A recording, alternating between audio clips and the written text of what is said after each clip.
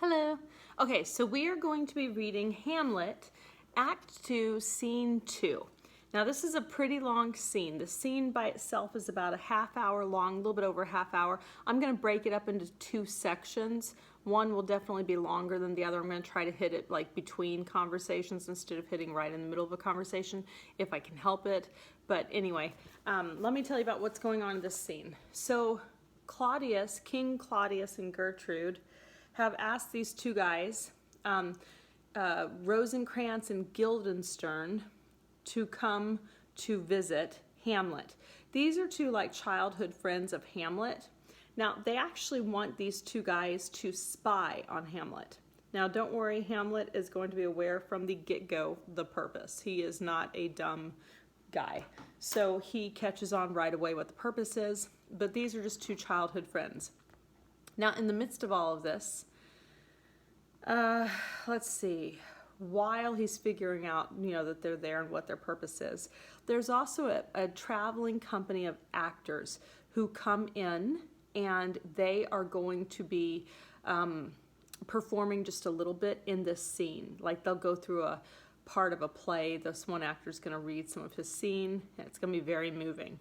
And Hamlet actually feels a bit convicted that he doesn't seem to have as much emotional intensity in the situation with his dad's death as these actors have just in like nothing. Like, they're performing a play and they're acting like entirely intense. I think that's interesting. So I think like for many of you who are in drama club, like you get the idea of reality versus fantasy fiction, the appearance of things versus the reality. I think whenever we're putting on a show for people, whenever we're trying to look sad, we can look sad, and we're trying to look angry, we can look angry, whenever we're looking happy, can put on that happy face. Oh my gosh, I'm so happy right now. Like, we get it. We get how to act a part. I think the reality of a part is entirely different. I think it's far more difficult to go through real grief than to perform like you're really sad. I know some people probably think like it's the hardest thing in the world to act like you're sad. No, I think real grief is harder to go through. Like I think it's a thing that it can manifest itself in all sorts of ways. So poor Hamlet, he's kind of judging himself, he's critiquing himself because this actor's getting so intense about the scene that's just a part in a play, and he's like, man, I'm not nearly that emotional. So he feels bad. So just kind of keep that in mind. And that is part of one of our themes, the idea of appearance versus reality. Matter of fact, that's a theme in like multiple plays of Shakespeare's. He loves this idea of appearance versus reality, and he has it over and over and over again. I mean, I would say it's probably almost in like at least half of his plays, maybe more. So that's what's happening in this scene, and we will discuss it a little bit here and there as we go. Okay, so Act 2, Scene 2, we're on page 81 for those of you who are in the book, and if you're on the website, hopefully you found it, Act 2, Scene 2. Welcome, dear Rosencrantz and Guildenstern. Moreover, that we much did long to see you, the need we have to use you did provoke our hasty sending. Something have you heard of Hamlet's transformation, so call it, sith nor the exterior nor the inward man resembles that it was. What it should be more than his father's death, that thus hath put him so much from the understanding of himself, I cannot dream of. I entreat you both, that being of so young days brought up with him, and sith so neighbored to his youth and havior, that you vouchsafe your rest here in our court some little time, so by your companies to draw him onto pleasures, and to gather so much as from occasion you may glean, whether aught to us unknown afflicts him thus, that opened lies within our remedy. Good gentleman, he hath much talked of you, and sure I am two men there is not living to whom he more adheres. If it will please you to show us so much gentry and goodwill as to expend your time with us a while, for the supply and profit of our hope, your visitation shall receive such thanks as fits a king's remembrance. Okay, let's pause for a second. So part of the big idea here is Hamlet is really not acting the way anybody thinks he should. Now, I would just like to remind all of us, his dad died like a little over 2 months ago. They basically all seem to feel like, well, I mean, people die. It's not a big deal.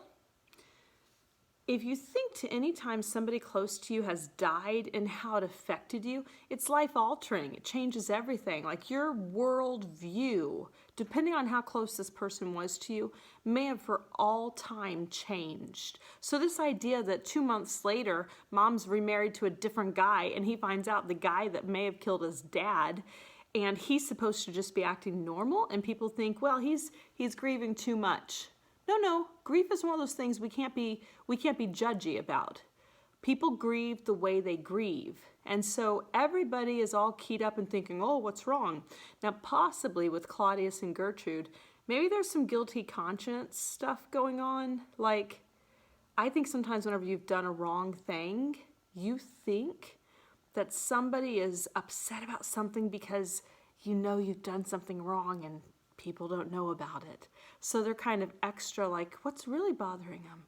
His dad died. That's what's bothering him. There doesn't have to be anything else. So they're all acting like he's just off the charts. Strange right now. We would all be strange when a parent dies unexpectedly, especially if we found out they were murdered by somebody that we thought loved him or her. Like, that's terrible. Both your majesties might, by the sovereign power you have of us, put your dread pleasures more into command than to entreaty.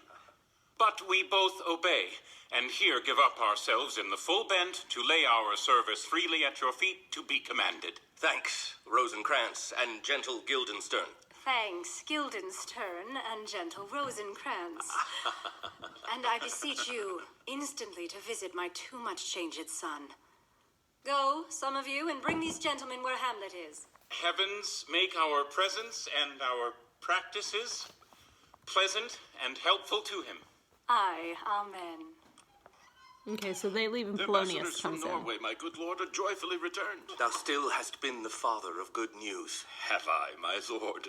I assure my good liege, I hold my duty as I hold my soul, both to my God and to my gracious king. And I do think, or else this brain of mine hunts not the trail of policy so sure as it hath used to do, that I have found the very cause of Hamlet's lunacy. Oh, speak of that. That do I long to hear. Give first admittance to the ambassadors. My news shall be the fruit to that great feast. Thyself do grace to them and bring them in. He tells me, my dear Gertrude, he hath found the head and source of all your son's distemper. I doubt it is no other but the main, his father's death and our o'er-hasty marriage. Well, Or we shall hasty. sift him. Solid. Welcome, my good friends. Say, Voltimand, what from our brother Norway? Most fair return of greetings and desires. Real quick, just in case we had forgotten from Act 1, there was the whole situation where, I think his name was Fortinbras or something like that, who was like the young prince of Norway. What they had heard was like marching on Denmark, which is where Hamlet's country. So these people went to kind of find out what's up in Norway. Is Fortinbras actually trying to attack Denmark, yes or no? What's going on with that? So that, I think, is what we're going to hear about. Upon our first, he sent out to suppress his nephew's levies, which to him appeared to be a preparation against the Polack, but better looked into, he truly found it was against your highness. Where... So Fortinbras this is the Prince of Norway, he was intending to attack Denmark. So evidently Norway has a bit of a similar situation with like a uncle on the throne and the young prince being weird. Young prince has an army behind him and was planning to attack Denmark. The king of Norway, or the guy who's sitting on the throne now, the uncle, he had thought that it was that the nephew Fortinbras was going to attack the Polish. So, but evidently that was not the case. Act, grieved that so his sickness, age, and impotence was falsely borne in hand, sends out arrests on Fortinbras, which he, in brief, obeys. receives rebuke from Norway, and, in fine, makes vow before his uncle never more to give the say of arms against your majesty. Whereon old Norway, overcome with joy, gives him 70,000 crowns in annual fee, and his commission to employ those soldiers, so levied as before, against the Polack, with an entreaty herein further shown, that it might please you to give quiet pass through your dominions for this enterprise, on such regards of safety and allowance as therein are set down. It likes us well. And at our more considered time we'll read, answer, and think upon this business. Meantime, we thank you for your well-took labor. Go to your rest. At night, we'll feast together. Most welcome home. Okay, so the guy who's sitting on the throne of Norway, the uncle, he talked to his nephew and said, hey, you're not going to attack Denmark, no. And Fortinbras is like, oopsie, I guess I'll go attack the Polish instead. And he wants to march through Denmark to get there. So that is what's happening. Now, I'm not sure about this idea of having an entire other army inside your borders. I'm not sure that's perfectly ideal. Also, my one question I have here is the old king, Hamlet's dad. I think he was kind of a military leader, where I think Claudius is not. He's more of just like a guy who was around the court, a politician of some kind, but not really a military leader. So I'm curious if he makes good decisions or similar decisions based on his lack of military knowledge or not. I don't know, just, some thoughts. Anyway, so evidently Fortinbras and the threat from Norway has settled down. Okay. This business is well ended. My liege and madam, to expostulate what majesty should be, what duty is, why day is day, night, night, and time is time, were nothing but to waste night, day, and time. Therefore, since brevity is the soul of wit, and tediousness the limbs and outward flourishes, I will be brief. Your noble son is mad. Mad call I it, for to define true madness, what is't but to be nothing else but mad? But let that go. More matter with less art. Madam, Okay. The queen just told him, will you stinking say what you mean? And he had just said, he's trying not to be tedious, so he says, I will be brief. Polonius isn't brief ever. Every time he starts to talk about anything in life, it seems to take several paragraphs of speech. Terrible. Anyway, hopefully he'll listen to the queen. I doubt it. I swear I use no art at all.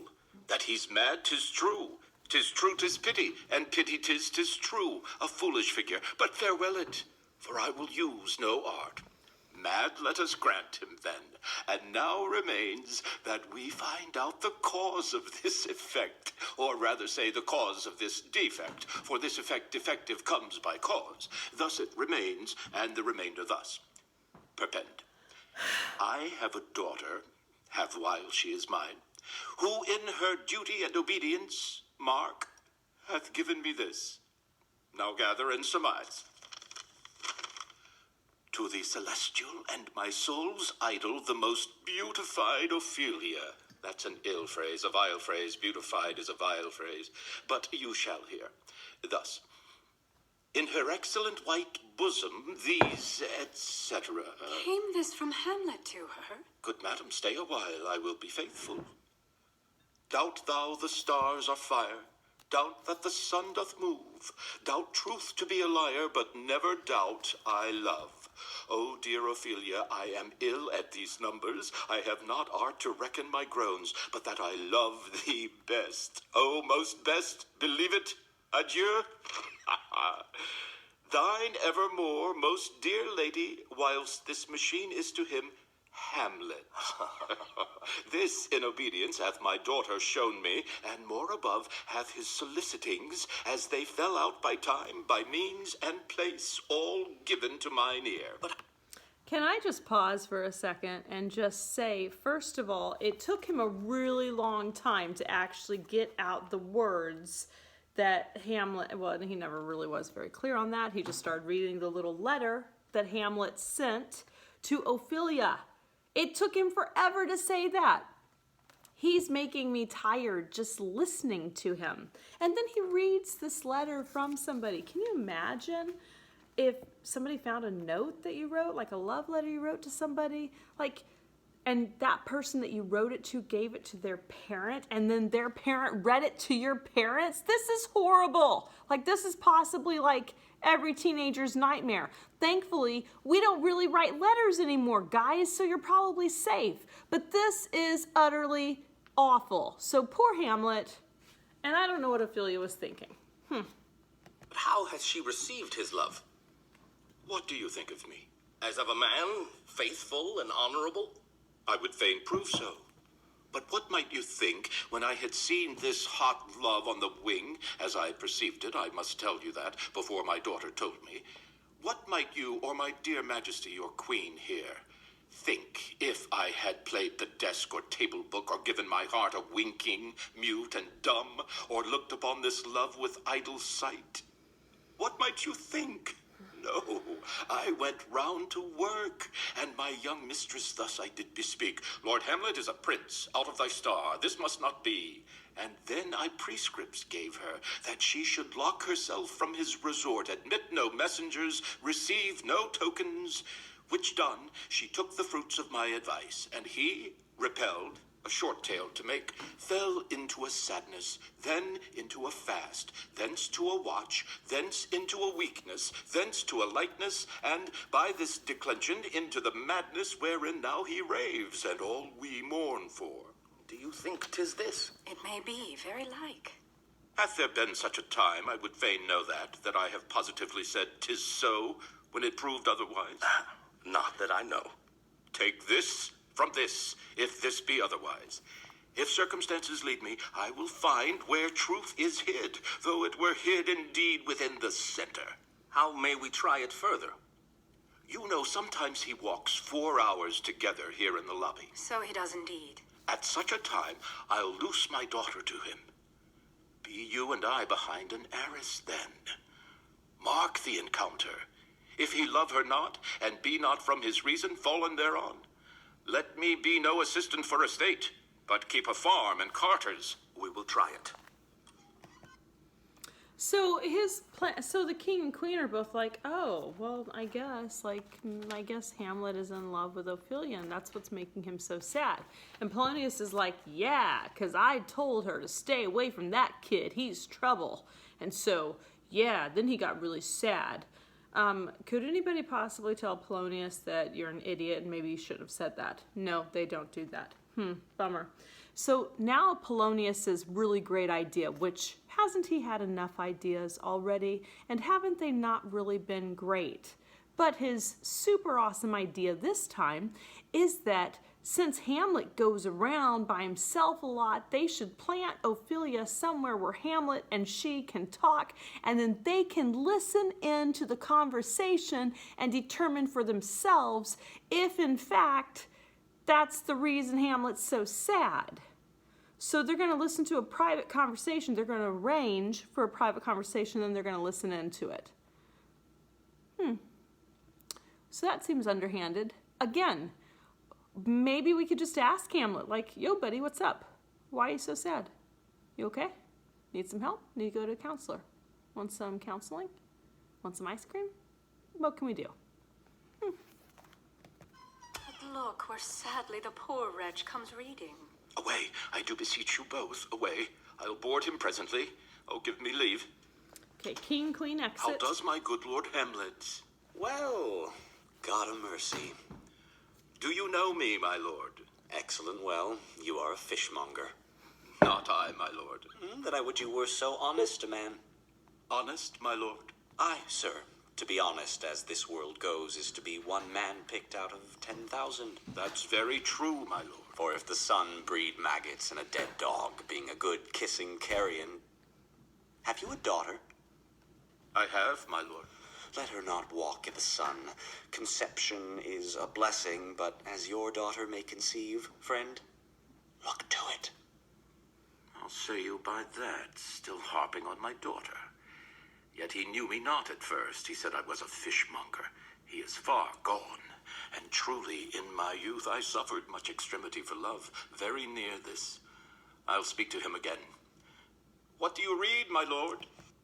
Okay, so real quick. So first of all, of course, as Hamlet walks up, he gets to have a little bit of fun with Polonius and tell him whatever he wants. And whatever he's telling Polonius, it always seems to ring a little bit true. So whenever he says, you're a fishmonger, so he's kind of, that's not a very nice thing to call him. And then he says, not I. And then he says, then I would you were so honest a man. I wish you were honest like a regular guy. That was real. I mean, he may be playing like he's crazy, but that was pretty real. So throwing it out there. And then, like, as he's given these, like, kind of backhanded, he's saying mean things about Polonius, but it's all because he's crazy. He doesn't know what he's saying. And so he's able to do that. Polonius has an aside right here. And remember, an aside is always where some of the people on stage can't hear. Now, sometimes it's an aside where, like, a character goes to another character and says something privately, but of course we, the audience, can hear. Sometimes it's actually where the character looks directly at the audience and says something that the person standing right beside them cannot hear. And then they enter back into the conversation on stage. So that just happened where Polonius is like, oh my gosh, you didn't even recognize me at first. Let's keep talking.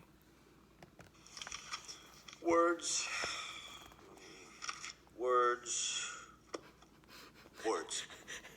What is the matter, my lord? He asked him what he was reading. I just want to say, I'm going to start saying that whenever people are asking what I'm reading. Words. It's going to be my new response, guys. It's a great idea. Between who? I mean the matter that you read, my lord. Slanders, sir, for the satirical rogue says here that old men have gray beards, that their faces are wrinkled, their eyes purging thick amber and plum tree gum, and that they have a plentiful lack of wit, together with most weak hams, all which, sir, though I most powerfully and potently believe, yet I hold it not honesty to have it thus set down. For yourself, sir, shall grow old as I am, if, like a crab, you could go backward. Though this be madness, yet there is method in't. Will you walk out of the air, my lord? Into my grave? Indeed, that's out of the air. How pregnant sometimes his replies are. A happiness that often madness hits on, which reason and sanity could not so prosperously be delivered of.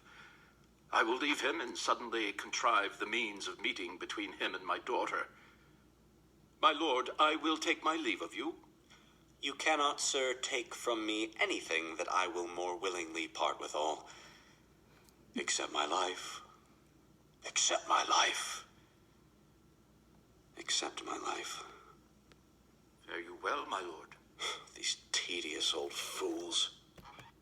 Okay, so Hamlet has his own aside there, as Polonius was saying he was going to take his leave of him, and Polonius is getting ready to go, and Hamlet looks at the audience as like, oh my gosh, old fools, so tedious. Like, he has had it up to his eyeballs with this guy. He does not like this guy. He is not a fan of his. So, and I mean, he's pompous and arrogant and really an idiot. Have you ever met those people that they're pretty sure they have it all figured out, but they're kind of stupid? Yeah, they're tedious. That's Polonius. Don't want to hang out with those people. Okay, I'm going to pause the scene here, and we'll start up in just a moment.